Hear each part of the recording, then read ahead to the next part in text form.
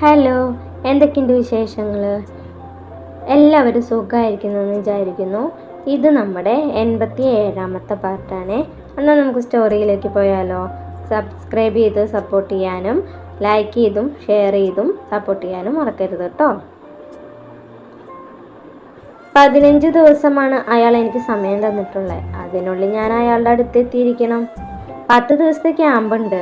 Camp കഴിഞ്ഞ് വന്നാൽ ഉടൻ തന്നെ അവിടേക്ക് പോകേണ്ടി വരും. അവിടെ ഒരു 10 ദിവസം സ്റ്റേ ചെയ്യേണ്ടി വരും. മൊത്തത്തിൽ 20 ദിവസം നമ്മൾ പിരിഞ്ഞിരിക്കണം.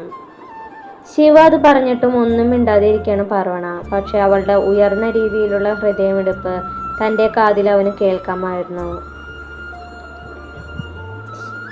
ശിവ, അവളൊരു തേങ്ങലോടെ വിളിച്ചു.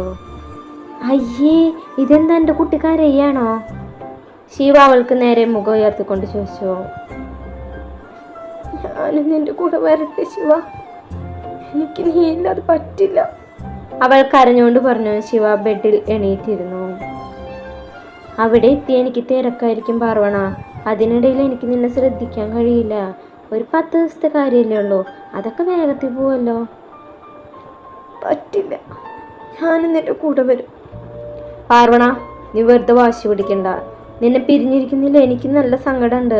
പക്ഷെ സിറ്റുവേഷൻ നീ മനസ്സിലാക്കുക, ശിവ ഗൗരവത്തിൽ പറഞ്ഞു. പാർവണ പിന്നീട് ഒന്നും മിണ്ടാതെ അവൻ്റെ നെഞ്ചിൽ തലവെച്ച് ചാരിയിരുന്നു. ഒപ്പം അവളുടെ കണ്ണുകളും നിറഞ്ഞൊഴുകുന്നുണ്ടായിരുന്നു. ആ കണ്ണീര് അവൻ്റെ ശരീരത്തെയും ചുട്ടുപൊള്ളിച്ചിരുന്നു.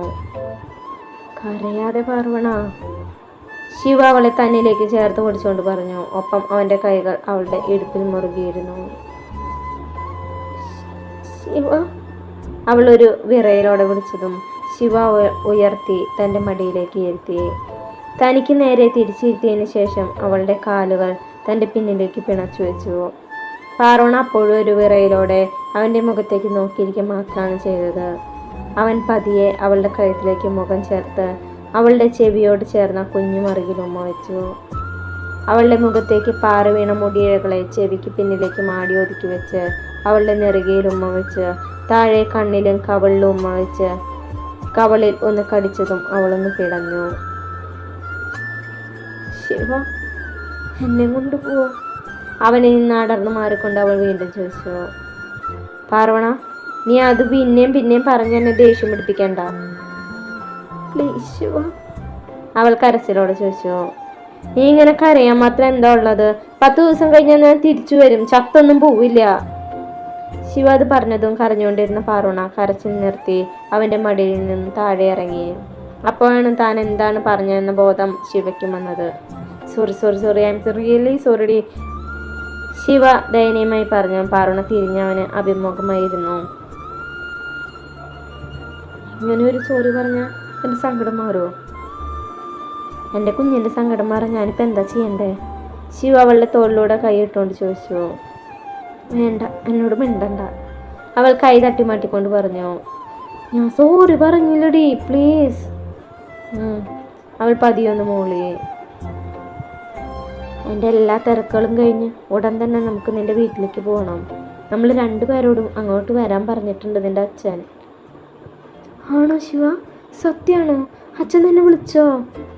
ആടി, സത്യം. അപ്പം അച്ഛൻ്റെ ദേഷ്യമൊക്കെ മാറിയോ? മാറി. ഞാൻ നിനക്ക് വാക്ക് തന്നിരുന്നില്ലേ വീട്ടുകാരുടെ വഴക്കെല്ലാം മാറ്റിത്തരുമെന്ന്. അപ്പം ഞാൻ ആ വാക്ക് പാലിച്ചിട്ടുണ്ട്. താങ്ക്സ് ശിവ. താങ്ക്സ് ഒന്നും വേണ്ട, എനിക്കെപ്പോഴും നിന്റെ ചിരിയോടെയുള്ള ഈ മുഖം മാത്രം കണ്ടാൽ മതി. അത് കേട്ട് അവൾ ചിരിയോടെ അവൻ്റെ കഴുത്തിലേക്ക് മുഖം ചേർത്ത് കിടന്നു. പാർവണ, അവൻ അവളുടെ കാതിൽ ആർദ്രമായി വിളിച്ചു. എന്താ ശിവ?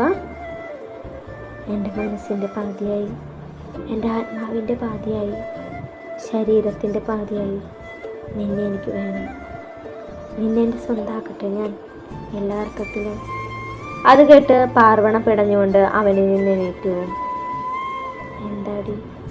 അവളെ പിടിച്ചു നിർത്തിക്കൊണ്ട് വിളിച്ചതും പാർവണ ഒന്നും മിന്നില്ല എന്ന രീതിയിൽ തലയാട്ടി. പറ, ഞാൻ സ്വന്തമാക്കിക്കോട്ടെ, അവൻ വീണ്ടും ചോദിച്ചതും അവൾ നാണത്തോടെ തലയാട്ടി. Same words Parvana. യെസ്. അവൾ അത് പറഞ്ഞതും അവൻ്റെ നെഞ്ചിലേക്ക് മുഖം ഒളിപ്പിച്ചു വെച്ചു. ശിവ അവളെ ബെഡിലേക്ക് കിടത്തി അവളുടെ കഴുത്തിൽ മുഖമർപ്പിച്ചു. അവിടെ നിന്നും അവൻ്റെ പ്രണയയാത്ര ആരംഭിക്കുകയായിരുന്നു. അവൻ അവളുടെ ഇരു സൈഡിലും കൈകുത്തി നിന്ന് കാൽവിരലുകൾ തമ്മിൽ പിണച്ചു വെച്ചു. പാർവണ, അവൻ അവളുടെ കാതിൽ ആർദ്രമായി വിളിച്ചു. പറയ് ശിവ, പേടിയുണ്ടോ നിനക്ക്? ഇല്ല, എൻ്റെ ശിവയല്ലേ, ഞാനെന്തിനാ പേടിക്കണേ? പാർവണ അങ്ങനെ പറഞ്ഞതും ശിവയ്ക്ക് അവളോടുള്ള പ്രണയം നിറഞ്ഞു തുളുമ്പി. ഒടുവിൽ അവളുടെ മാത്രം ശിവയായി അവളിൽ അവൻ പടർന്നു കയറി. മറയായ വസ്ത്രങ്ങൾ അഴിഞ്ഞു നീങ്ങാൻ തുടങ്ങിയിരുന്നു. അവളുടെ ഓരോ അണുവിലും സിരയിലും തൊട്ടുണർത്തി അവനും അവളിൽ ലയിച്ചു. പതിയെ അവൻ അവളിൽ ആഴ്ന്നിറങ്ങി അവളുടെ സ്ത്രീയെ പരിപൂർണയാക്കി. പിറ്റേ ദിവസം ആദ്യം ഉറക്കുണർന്നത് ശിവയായിരുന്നു. കുറച്ചു നേരം കഴിയേണ്ടി വന്നു അവന് സ്വബോധത്തിലേക്ക് തിരിച്ചെത്താൻ. തൻ്റെ അരികിൽ കിടന്നുറങ്ങുന്ന പാർവണയെ കണ്ടതും ഇന്നലെ കഴിഞ്ഞുപോയ നിമിഷങ്ങൾ അവൻ്റെ മനസ്സിലൂടെ മിന്നിമാഞ്ഞു. ഞാനിത് എന്തേ കാണിച്ച്? എല്ലാ പ്രശ്നങ്ങളും തീർത്തതിന് ശേഷം സ്വന്തമാക്കുള്ളൂ എന്ന് പറഞ്ഞിട്ട് ഇന്നലെ പെട്ടെന്ന് തീരെ ശരിയായില്ല ശിവ. പാർവണ എന്ത് കരുതി കാണും? അവൻ തലയ്ക്ക് കൈ കൊടുത്തുകൊണ്ട് ബെഡ് റെസ്റ്റ് ചാരിയിരുന്നു. ഇന്നലെ അവളെ പിരിയേണ്ടി വന്ന സങ്കടത്തിലാണ് അങ്ങനെയൊക്കെ ഉണ്ടായത്. ശിവ പതിയെ തൻ്റെ തൊട്ടരികിലായി ഉറങ്ങുന്ന പാർവണയുടെ നെറുകയിൽ ചുണ്ടുകൾ അമർത്തി. അവൻ്റെ നിശ്വാസം നെറുകയിൽ തട്ടിയതും പാർവണ പതിയെ കണ്ണു തുറന്നു. അതേസമയം ശിവ അവളെ പുഞ്ചിരിയോടെ നോക്കുമായിരുന്നു. അവനൊന്നും മിണ്ടാതെ അവളുടെ കവിളിൽ ഒന്നുകൂടെ ഉമ്മ വെച്ച് ബാത്റൂമിലേക്ക് കയറിപ്പോയി. പാർവണ പതിയെ എഴുന്നേറ്റിരുന്നു. ഇന്നലത്തെ കാര്യങ്ങൾ ആലോചിക്കുന്തോറും അവളുടെ മുഖത്ത് ഒരു നാണം ഒന്ന് നിറഞ്ഞു. ശിവ കുളി കഴിഞ്ഞിറങ്ങുമ്പോഴേക്കും പാർവണ താഴെ നിന്നും തൻ്റെ ഷർട്ടെല്ലാം എടുത്തിട്ടിരുന്നു. ശിവ പോവാൻ റെഡിയായിരുന്നു. പാർവണ അതെല്ലാം നോക്കിയിരിക്കെ മാത്രമാണ് ചെയ്തത്. പാർവണ, ഞാൻ ഇറങ്ങാം, അവൻ കയ്യിൽ വാച്ച് കെട്ടിക്കൊണ്ട് പറഞ്ഞു. അവളൊന്ന് മൂള് മാത്രം ചെയ്തു. അവളുടെ മുഖത്ത് നിറഞ്ഞുന്ന സങ്കടം മനസ്സിലാക്കിയ ശിവ അവളുടെ അരികിലേക്ക് വന്നിരുന്നു. ശേഷം അവളുടെ മുഖം കയ്യിലെടുത്തു. സങ്കടപ്പെടലടി, ഞാൻ വേഗം വരാം. 10 ദിവസം ഒക്കെ വേഗം പൊക്കോളും. നീ ഇങ്ങനെ കരഞ്ഞുകൊണ്ട് തന്നെ യാത്രയാക്കിയ ഞാൻ എങ്ങനെ സമാധാനത്തോടെ ഇരിക്കുക? ശിവ അവളുടെ കണ്ണുകൾ തുടച്ചുകൊണ്ട് പറഞ്ഞു. ഞാൻ കരയില്ല ശിവ. അവൾ ശ്വാസം ആഞ്ഞു വലിച്ചു വിട്ടു. That's my girl. അവളുടെ കവിളിൽ തട്ടിക്കൊണ്ട് ശിവ പറഞ്ഞു. എന്നാൽ ഞാൻ ഇറങ്ങാം. അത് പറഞ്ഞ് അവൻ ബാഗുമായി പുറത്തേക്ക് നടന്നു. ഇതൊരു കുഞ്ഞു പാർട്ടാണേ. റൊമാൻസ് എല്ലാം നിങ്ങൾ പൂരിപ്പിച്ചോ കേട്ടോ. അപ്പോൾ ഇന്നത്തെ പാർട്ട് ഇഷ്ടപ്പെട്ടു എന്ന് വിചാരിക്കുന്നു. നല്ലൊരു വീഡിയോ ആയിട്ട് നാളെ കാണാം. ബൈ. Thank you.